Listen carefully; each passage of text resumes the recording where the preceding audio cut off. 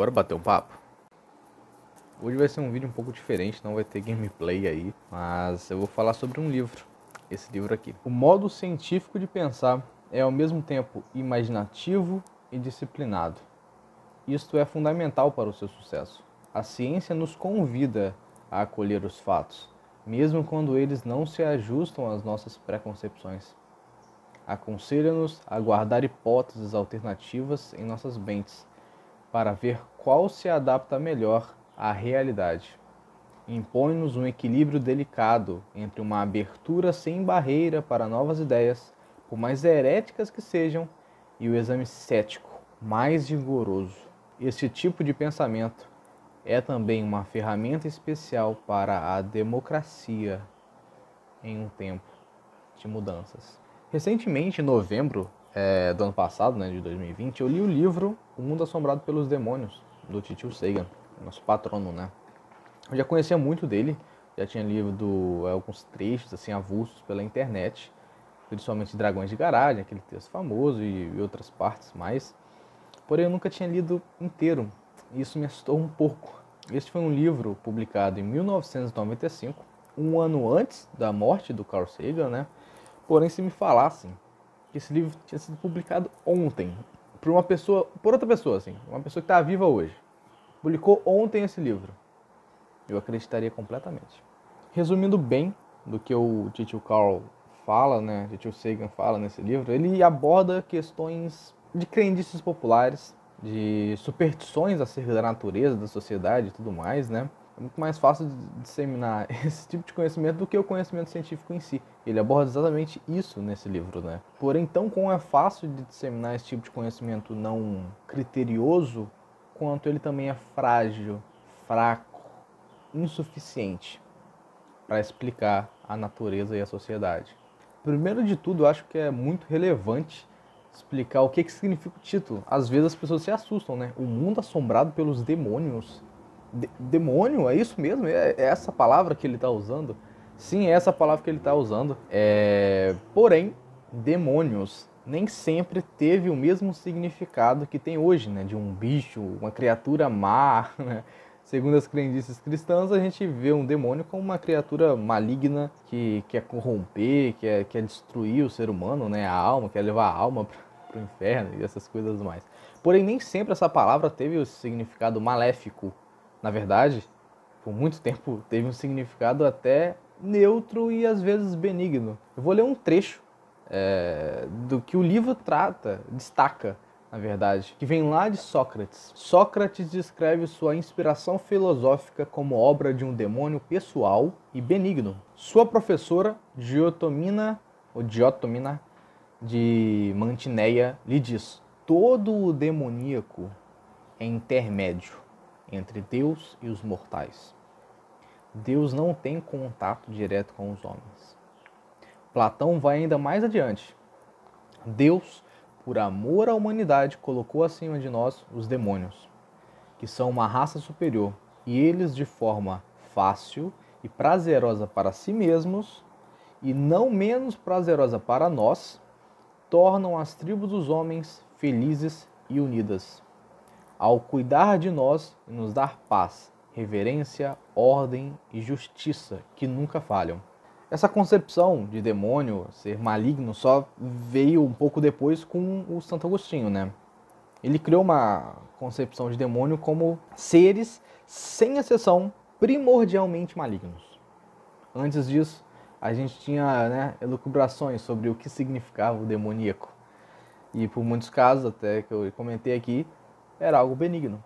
Isso, obviamente, gente, é uma questão de linguagem, né? A língua muda e o significado vai com ela, né? Eu não sou linguista, não fiz letras, não fiz nada do gênero, mas a língua é ideia. Só uma observação assim, demônio significa conhecimento em grego, assim como ciência significa conhecimento, só que em latim. Diversas passagens na Bíblia mostram ciência como algo destrutivo, como na árvore do Éden, né? Adão e Eva foram corrompidos por desobedecer às ordens de Deus e comer do fruto do conhecimento. Essa vilanização do conhecimento por parte do cristianismo pode gerar muitas discussões. O que vocês acham sobre isso? É uma reação natural de preservação dos costumes? Comenta aí embaixo.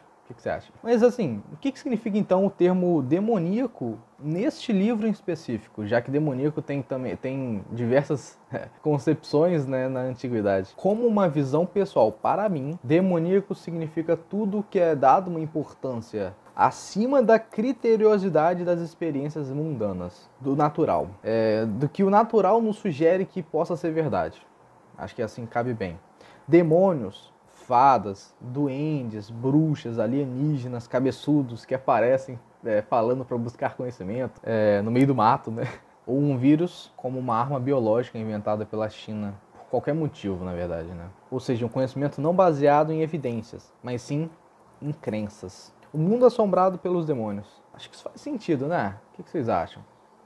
Coloca aí embaixo também o que vocês acham sobre o título. É óbvio que não se trata apenas de seres mitológicos, né, como fadas, duendes e essas coisas a mais, de que esse livro se trata, né? O livro trata traz uma discussão muito maior. A discussão primordial é a facilidade de disseminar conhecimentos sem que tenha uma metodologia confiável de saber. Isso no contexto dos anos 90, nos Estados Unidos, né, que é onde foi escrito. Até mesmo, talvez, até nos anos anteriores. Porém, olhando para esses últimos anos que a gente está vivendo, nós podemos enxergar uma crescente idolatria por líderes políticos, uma aversão à ideia de direitos sociais, um medo contínuo de poder fantasma que é responsável por revoluções, por golpes no Estado, né? O retorno de uma ideia arcaica acerca do formato do planeta, um fortalecimento novamente um movimento de contrariar as vacinas, né, o movimento anti-vacina, uma ideia conspiratória de um controle populacional por meio de uma produção em laboratório de um vírus muito contagioso e sem cura, né, um vírus pandêmico. Estamos vivendo como cidadãos de uma sociedade globalizada, indo em uma direção perigosa e de um país ao avesso, onde grupos de WhatsApp são mais utilizados como fontes confiáveis de informação quanto veículos oficiais, caso mostrem dados contrários à sua ideologia, são taxados como conspiracionistas. De uma forma ou de outra, neste livro tem todos esses elementos. Terra plana, movimento antivacina, vírus para controle populacional, direitos sociais visto como um caminho para o comunismo, como foi escrito em outro tempo, em outro lugar nos Estados Unidos, da década de 90, né? Tem algumas variações por localização, mas os elementos estão todos ali, e manipuladores. Assim sendo, é impossível não subir um questionamento. Será que nada mudou? O que vocês acham sobre isso? Assim, me parece que com a crescente democratização da internet, né, e a independência dos conteúdos publicados, e muitas vezes, quase sempre, não apurados, isso só alimentou alguns nichos que antigamente estavam escondidos. Tinham vergonha do ridículo de se defender uma terra planificada, sabe? E conseguiram encontrar, né, se reunir com esses nichos graças às redes sociais. Essa é a minha opinião, né? Para mim, foram os maiores responsáveis.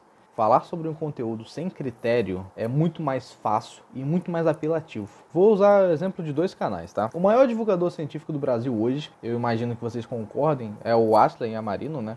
Pode-se falar sobre outros, mas eu acho que devido à situação atual, né, por ele ser um microbiologista e a gente tá passando por tudo que a gente tá passando, eu acho que imagino que as pessoas vão concordar que hoje tem um nome que a gente pode falar, olha, esse é o maior divulgador científico do Brasil, eu imagino que as pessoas vão falar Átila Yamarino. O canal dele é muito popular, tem 1,3 milhão de inscritos e ainda produz conteúdo para aquele outro canal chamado Nerdologia, que é do grupo Jovem Nerd, né, que tem mais de 3 milhões. Então, assim, ou quase 3 milhões. É muita gente acompanhando. Porém, ambos com conteúdo, né, os 2 canais dele com conteúdo muito bem embasado, muito bem produzido, né, até com algumas, né, animaçõezinhas e tal, principalmente no Nerdologia. Agora vamos olhar para outro canal. Um canal chamado Você Sabia? Eu nunca fui te acompanhar, mas algumas vezes me mandavam, né? Aparecia assim no Twitter lá, um vídeo dele, um vídeo desse canal e tal.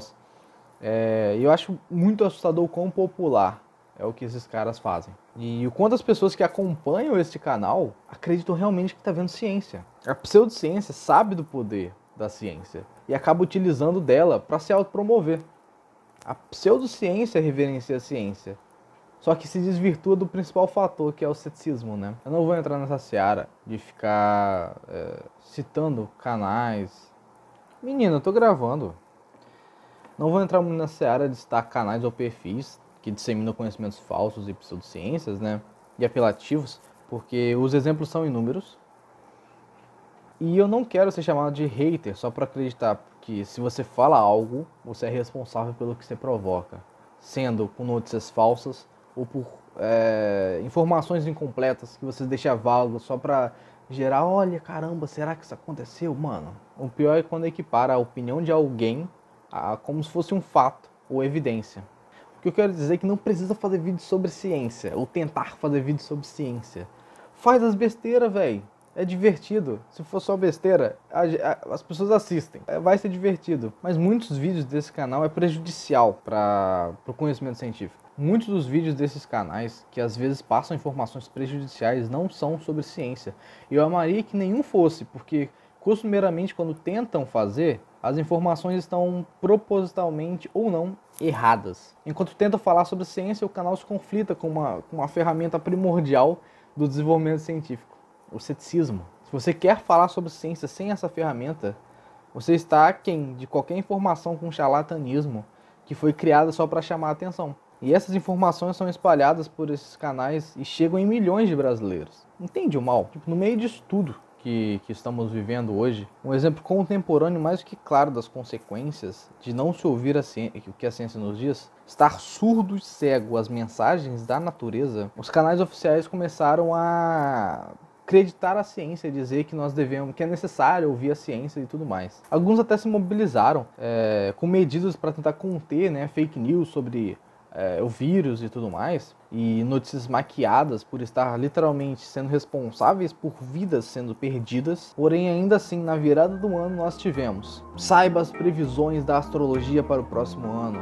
O que nos diz os astros sobre o futuro? Os astros estão cagando pra gente. Essa é a realidade. A única influência que ele tem sobre nós é com luz, dinâmica, gravidade, com relações a coisas simplesmente naturais, e não com predições místicas e sobrenaturais. O único planeta que talvez ligue seja a Terra. E com certeza ele tá cagando pra gente também, porque a gente tá acabando com o bioma dele. Entenda, a astrologia é tão pseudociência quanto a Terra plana e tão prejudicial ao conhecimento científico e ao desenvolvimento da ciência quanto o movimento antivacina. Você pode afirmar, mas não causa mortes. Se você cria em alguém uma falsa percepção de arbitrariedade, que ela consegue discernir entre o que é verdadeiro e o que é falso, o que é simplesmente um conhecimento embasado, criterioso, e de um conhecimento simplesmente achismo, que impede de amanhã cedo você vê essa mesma pessoa que você influenciou por acreditar em astrologia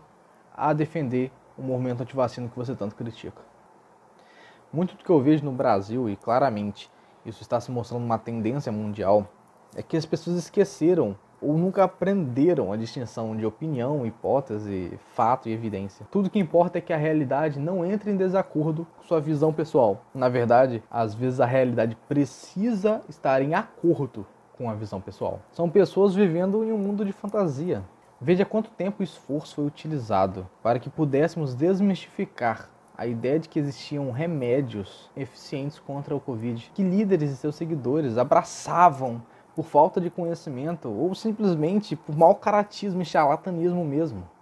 Ou seja, devido a um trabalho fraudulento, tivemos legiões de pessoas se pondo em risco e transformando o país num epicentro por diminuir uma doença pandêmica. Foi fácil demais criar essa mentira, mas foi muito difícil desmistificar ela. Agora nós temos alguns sinais que as pessoas estão finalmente percebendo que caíram em um conto do vigário. Infelizmente, já morreram quase 300 mil pessoas no Brasil. Talvez quando sair esse vídeo já tenha passado de 300 mil. As pessoas que gostam de ciência e se afeiçoam encontram muito mais sobre pseudociências do que ciências de verdade na internet. E é muito mais popular. E muitas das vezes esse conteúdo embasado nem chega nelas. Ela pode achar por anos que está vendo conteúdo científico no YouTube, no Twitter, só que está puramente vendo pseudociência. Seria essa uma falha não só do sistema de distribuição de informações pela internet,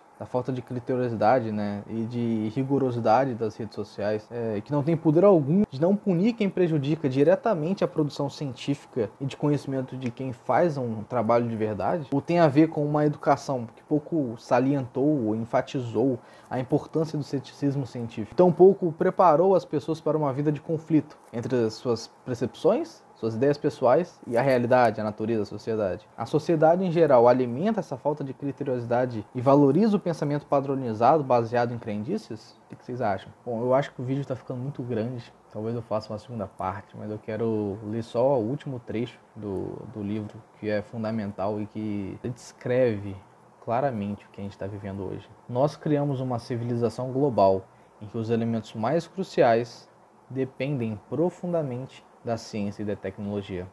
Também criamos uma ordem em que quase ninguém compreende a ciência e a tecnologia. Isso é uma receita para o desastre. Podemos escapar ilesos por algum tempo, porém, mais cedo ou mais tarde, essa mistura inflamável de ignorância e poder vai explodir na nossa cara. Bom, é isso. Eu espero que vocês tenham gostado da reflexão. Espero que vocês comentem aí embaixo algumas coisas que vocês acham também. E se vocês querem uma parte 2, tem muita coisa para ser falado sobre esse livro. Eu tinha preparado um roteiro muito maior, só que eu tô vendo que já tá ficando grande demais. Loucura da cabeça, né? 5 páginas durou esse tanto aí que vocês estão vendo agora. Eu não quero deixar o vídeo muito grande. Enfim, comentem aí embaixo se vocês querem uma parte 2 sobre o livro Mundo Assombrado pelos Demônios e beijão.